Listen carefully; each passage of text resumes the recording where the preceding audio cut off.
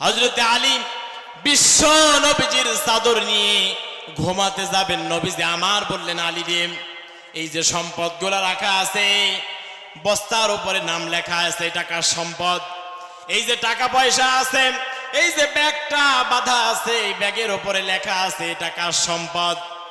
ওরে আলী, আগামীকাল সকালবেলা ওরা যখন মুহাম্মাদের ঘরের মধ্যে ঢুকবে, ওরা যখন বিছানা থেকে চাদরটা উঁচু করবে, চাদরটা যখন কেড়ে নেবে, চাদর কেড়ে নেওয়ার সঙ্গে সঙ্গে দেখবে আব্দুল্লাহর বেটা মুহাম্মদ এই বিছানায় ঘুমায় নাই, আবু তালিবের সন্তান আলী ঘুমায় আছে।